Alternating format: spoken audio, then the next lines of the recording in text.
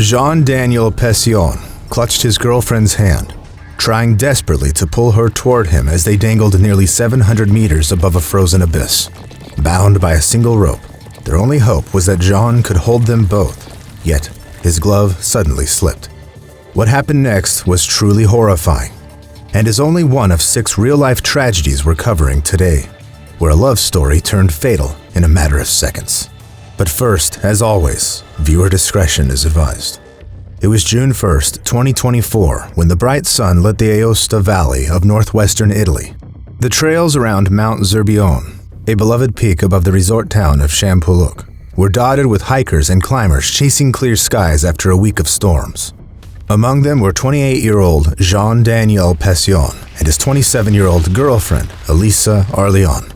A professional speed skier, Jean-Daniel was one of Italy's most promising talents, ranked 15th at the 2021 World Cup Finals and 22nd at the 2022 World Championships. He was known for his precision, endurance, and fearless control on ice. Elisa, meanwhile, was every bit as passionate about the outdoors. A ski instructor and elementary school teacher, she divided her time between the classroom and the slopes, where she often taught local children to ski and climb. Calm, disciplined, and athletic, she matched Jean-Daniel's adventurous spirit in every way, and together they were ready to conquer yet another summit side by side. That morning, the couple planned a technical climbing ascent. So arriving before most others, Jean-Daniel and Elisa strapped on their helmets, roped themselves together, and began their climb with the rest of their gear neatly packed in their rucksacks. The route they chose was one they knew well, steep in places, but well within their ability.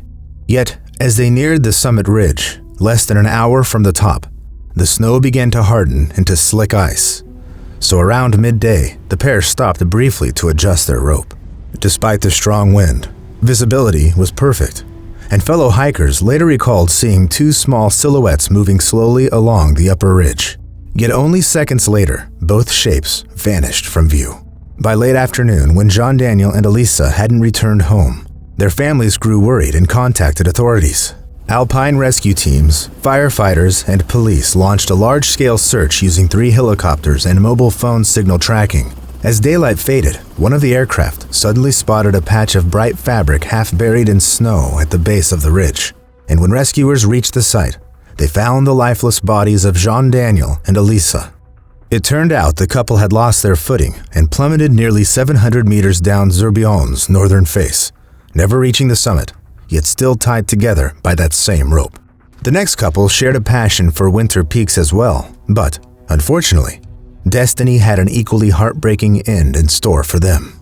On February 17, 2025, 57-year-old Terence Olaf Shearshaw and his 52-year-old wife, Susan Renee Shearshaw, set out for what was supposed to be a peaceful day of backcountry skiing in the Oregon Cascades.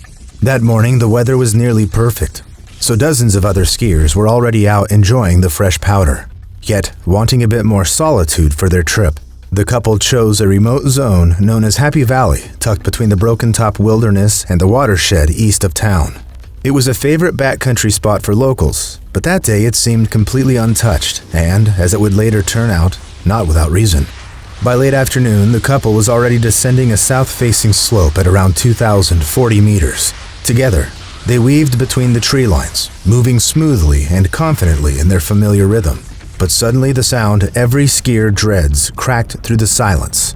A deep, splitting boom as the snowpack fractured beneath their skis. Within seconds, a slab of snow sheared away, taking with it an entire section of the slope. The avalanche tore down the mountainside, sweeping up trees and ice before coming to rest more than 100 meters below, with the Shearshaws buried deep beneath it. When darkness fell and they hadn't returned, close friends grew worried. Knowing their route, they set out on snowmobiles to search the valley. Around midnight, their headlights caught sight of broken ski gear and disturbed snow. Digging frantically, they finally uncovered the couple, but tragically neither showed any signs of life, having died from blunt trauma and suffocation. The most devastating part of this tragedy was that it could have been avoided, because that very same day, the Central Oregon Avalanche Center had issued a considerable risk alert. A clear warning the couple either didn't notice or chose to ignore. The bulletin explained that recent storms had created fragile layers of snow that could give way under the slightest pressure, which is exactly what happened the moment the pair set foot on that slope, and never came back. Meanwhile, the next couple, also passionate about wild nature, encountered something even more terrifying, one of the most dangerous predators on Earth. On October 6, 2003, a small bush pilot flying over Katmai National Park, Alaska, arrived to pick up a couple, 46-year-old Timothy Treadwell and his girlfriend, 37-year-old Amy Huguenard, who was supposed to have finished their several-week expedition days earlier. But as the plane circled over their campsite, the pilot froze. The tent below was shredded and collapsed, with all the gear scattered across the mud. Yet there was no sign of the couple. When he landed nearby to investigate, he discovered an even more terrifying scene. The torn bodies of Timothy and Amy lying right next to the destroyed tent, and a single camera, which, as it turned out, had recorded the final moments of their horrific end. And unfortunately for those who knew the couple, such a tragic outcome had long been a matter of time. Because Timothy was equal parts passionate and reckless. A self-proclaimed environmentalist, he had founded a nonprofit called Grizzly People, dedicating his life to protecting the bears of Katmai. For 13 summers, he camped among them, often without weapons, fences, or deterrents, filming them up close and firmly believing that the wild beasts were his friends. And although Amy was part of almost every such expedition and admired his dedication, deep down she feared Timothy's obsession. In letters to friends, she wrote of her anxiety, admitting that the constant proximity to massive bears made her uneasy. That final season, she had wanted to go home, but Timothy persuaded her to stay one more week to watch over the bears before winter arrived. And as it turned out, that was a fatal choice. By early October, the bears' food supply was running out, and many had already migrated inland. Meanwhile, those that remained were hungry and aggressive, competing for the last scraps of salmon. On the night of October 5th, one such bear, an old male weighing nearly 450 kilograms, wandered into their camp. As later revealed by that same unreleased recording, Timothy was near the tent's entrance when the animal suddenly attacked him. Amy, who was inside the tent, desperately tried to fight it off, striking it with a frying pan. But sadly, the struggles were hopeless. And after the predator killed Timothy, it attacked Amy as well, tearing her apart and leaving not a single chance of survival. Meanwhile, the next case proves that danger doesn't always lurk in the wild. Sometimes it's hiding in the pursuit of the perfect shot. 30-year-old Meenakshi Murthy and 29-year-old Vishnu Viswanuth were not just another young married couple. They were travel bloggers whose lives seemed like a continuous postcard.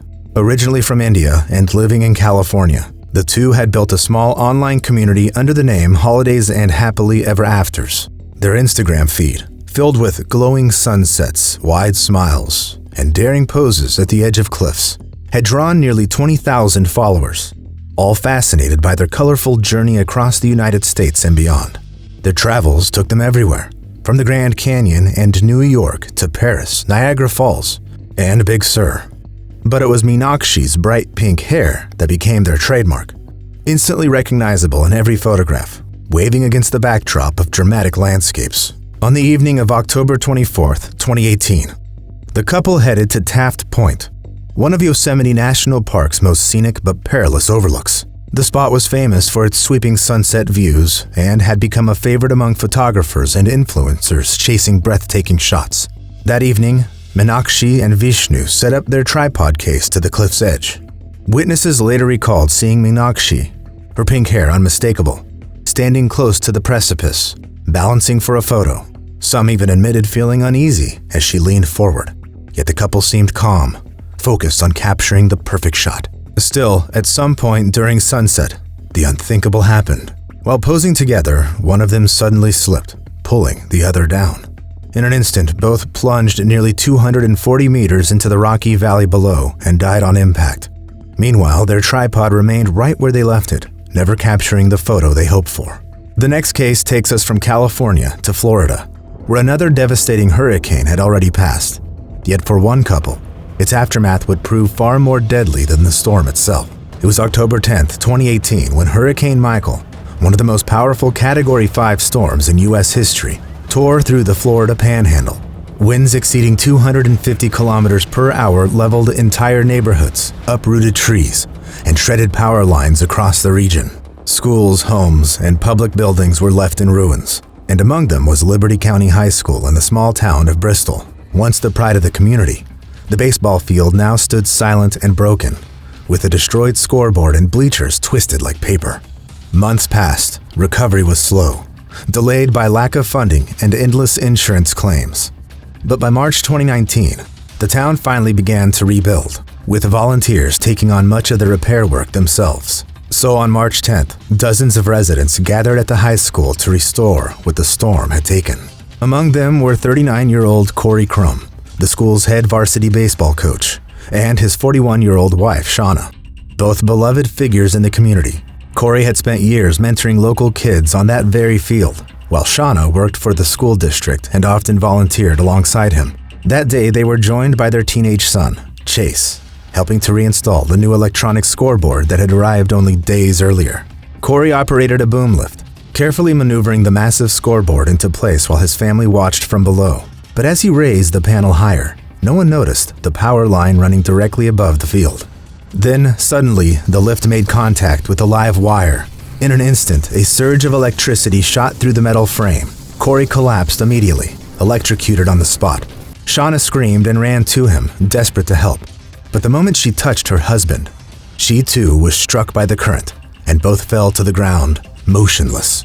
Witnesses shouted for help as others pulled their son, Chase, away from the lift. He had tried to reach his parents but was also shocked, suffering burns before bystanders managed to drag him to safety. Although 14-year-old Chase survived, saving his parents was, unfortunately, too late. Both Corey and Shauna Crum were pronounced dead at the scene. It's tragic that after this incident, an ordinary school will forever be associated with such a heartbreaking event. The couple in our final case, however, found danger waiting right at the doorstep of their own home. On the morning of December 21st, 2016, a utility worker arrived at a quiet home on the outskirts of Superior, Wisconsin, to read the gas meter. He finished his work quickly, but as he prepared to leave, something strange caught his eye on the front deck. At first, it looked like a pile of clothes dusted with snow, but as he stepped closer, he froze. It wasn't clothing at all. It was two human bodies, lying just a few meters from the front door. The man immediately called 911. Police and paramedics arrived within minutes, only to confirm what he already feared. The victims were 82-year-old Richard Ellison and 78-year-old Shirley Johnson, the elderly couple who lived in the house. Both had frozen to death on their own doorstep. But how could something like this even happen? It turned out that just 3 days earlier, on December 18th, Richard and Shirley had spent their afternoon at Les Beard's Bar, a local tavern they visited almost daily. They'd had a few drinks, chatted with friends, and played video poker, a routine that had become part of their quiet, retired life. Around 8 p.m., they left the bar and drove home through the freezing dark. It was the last time anyone saw them alive. Police believe that after parking their Ford Explorer in the detached garage, the couple somehow locked themselves out of the house. It was already bitterly cold, 22 degrees Celsius, and the wind chill made it feel even worse. Keys were later found beneath and beside Richard's body, along with evidence they tried to break a window with a plastic shovel. An unlocked side door stood only a few meters away, but in their panic and confusion, they never found it. Moreover, a working cell phone was discovered in Richard's pocket, yet no calls were ever made, neither to emergency services nor to their son, Todd. And in the end, the elderly couple died alone, just a few steps from safety, becoming victims of accidental hypothermia in the brutal Wisconsin cold. From romantic movies and novels, we're used to hearing about the perfect ending, two people growing old together, passing peacefully side by side in their sleep. But sadly, the couples in today's stories never got that chance. Instead, they became victims of truly disturbing, heartbreaking accidents that remind us how quickly love can turn into tragedy. Human life is unbelievably fragile, and all we can do is try to protect ourselves and our loved ones, so that cases like these happen less and less often. Now let me ask you, have you ever had a moment with your partner when you narrowly avoided something terrible? Let me know in the comments. And don't forget to subscribe for more shocking real-life stories that, one day, might convince you and your partner to stay cozy inside instead of chasing another risky adventure.